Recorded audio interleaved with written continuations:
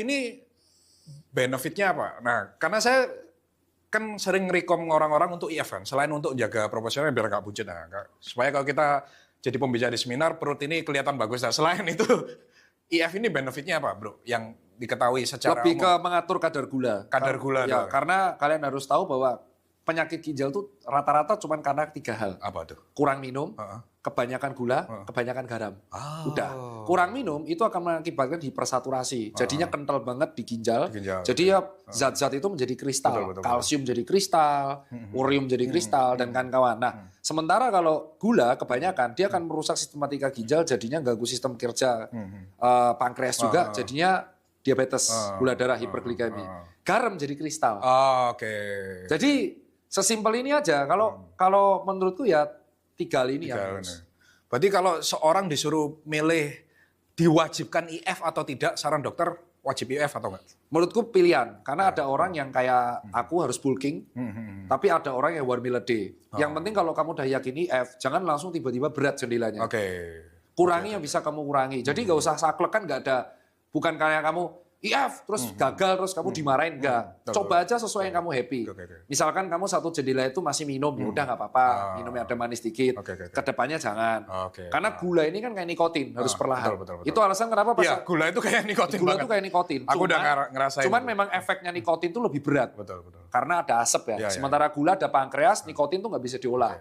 Dependable. Tapi kecanduannya, adiktifnya sama. Makanya aku bilang kalau gula itu masih aman karena dia ada pankreas. Nikotin dan asap nggak ada. Cuman cara nasehatinya sama. Kalau kamu sudah kayak gini, startnya slow nguranginya. Dan harus dari niat yang kuat. Paham. Terus kemudian dok, sekarang masalah suplemen. Nah sekarang kan kita ini udah kepala 3 nih. Dok. Ya. Kita harus mulai invest di kesehatan kan. Kira-kira nih dok, stem cell pengaruh apa enggak? Masalahnya aku dermatologis, ada klinik. Dan aku ada klinik dermatologis dan wellness center di Jogja. Pakai stem cell? Aku juga jual itu. Stem cell? Iya. Minum atau yang injek?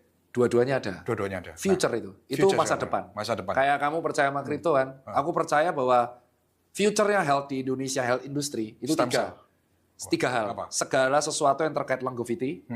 Nomor 2, segala sesuatu yang terkait anti-aging.